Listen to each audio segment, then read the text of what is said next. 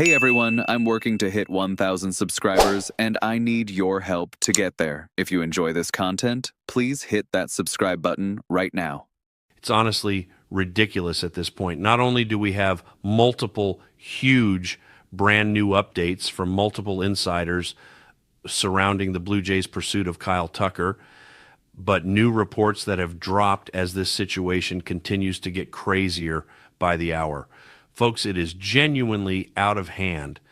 I'm going to break down these new updates, but also discuss how things are getting very scary surrounding Bo Bichette following a couple of other updates as it pertains to his recent meeting with Philadelphia. Some details have leaked there, and you're going to want to stay tuned for all this and more on this episode, including one thing in particular that is very encouraging, at least. Make sure to stay tuned to the end of the video. Before we get into it all, very quick reminder to hit that subscribe button if you're enjoying the daily Blue Jays content. The season is about 74 days away as of the time of recording. We're all excited for it, but of course all eyes are on the Kyle Tucker sweepstakes. Quick reminder to hit that subscribe button. Folks, let's dive right into it. Now we have a ton of updates to go over, and I want to start with the most encouraging one because we have some updates from reporters, some interesting things to discuss.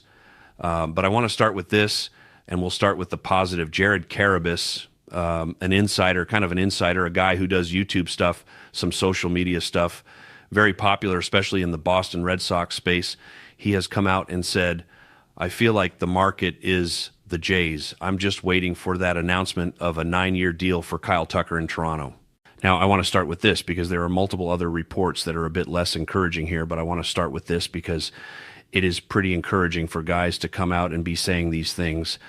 Jared Carabis did respond to this tweet and say that he's not reporting that a deal is done to the Jays, but that he believes they are the favorite, essentially, and that that's kind of where the market is.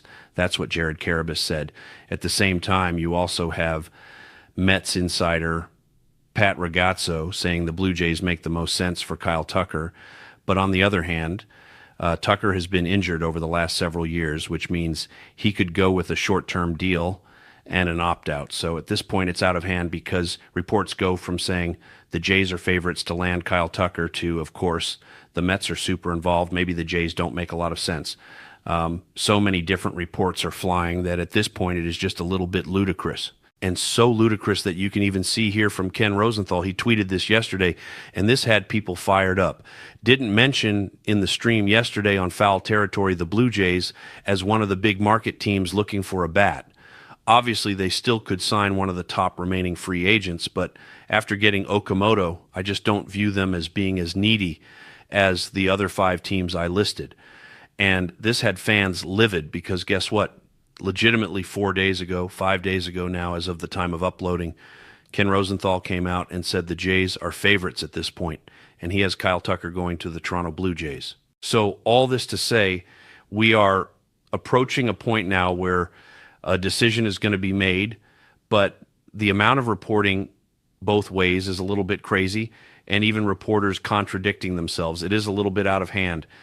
And it is good news, and I tend to agree with Jared here. I tend to agree that if Tucker wants to go long-term, the offer is going to be with the Jays. That seems to be the consensus. If it's a short-term deal, it'll be the Mets or the Dodgers, but it's going to be a crazy next few days, especially.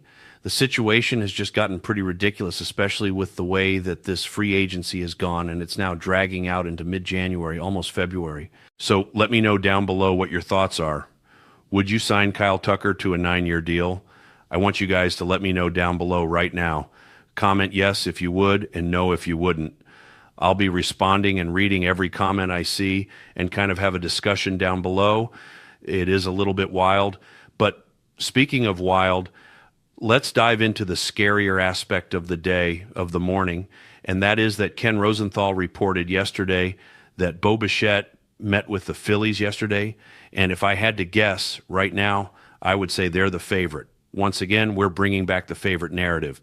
Ken Rosenthal saying that the Phillies are the favorites to land Bichette and that they had a Zoom meeting, I believe, yesterday. Now, to pivot back for a second here, it was also reported that Kyle Tucker met with the Mets over Zoom, so maybe they didn't have a nice player development complex like the Jays did, But I believe that Kyle Tucker did meet with the Mets over Zoom.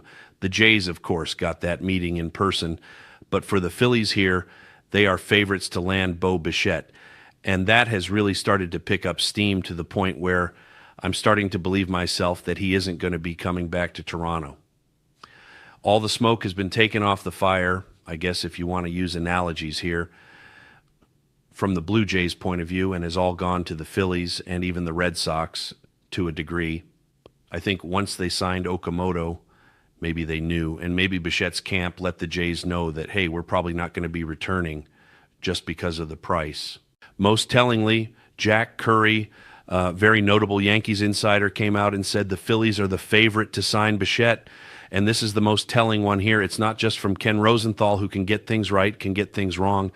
This is from Jack Curry, a very reputable guy. He's even saying that the Phillies are the favorite to sign Bichette.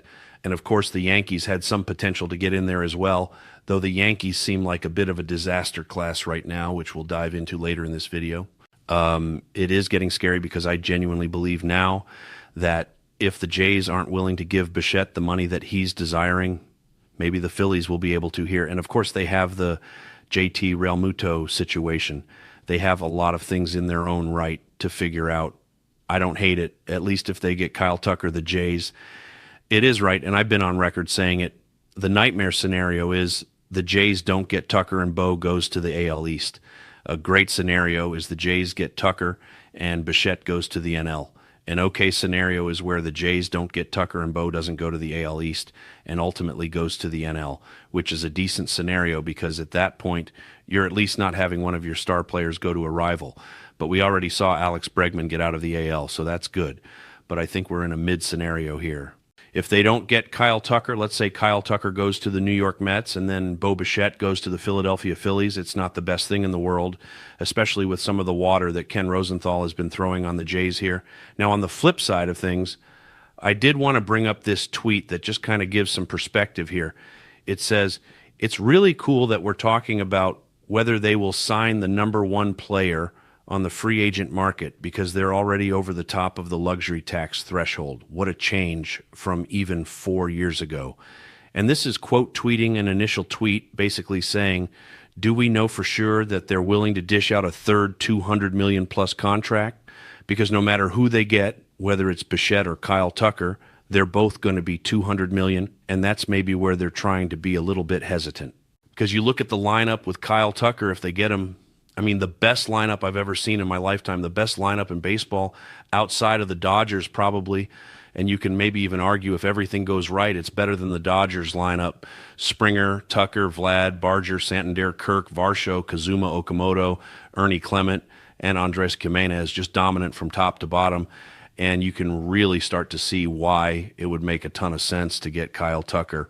Now, on the flip side of things, if they don't go ahead and get Kyle Tucker, you can see here, this is the Zips projected WAR from each position group. It's a hell of a lineup. Whether or not they get Tucker or Bo, they're going to have a great team. And you could argue they're still favorites to win the AL East because of the lack of upgrades that the teams have done outside of the Orioles in the AL East. The starters look fantastic, right? You can see the projected WAR there.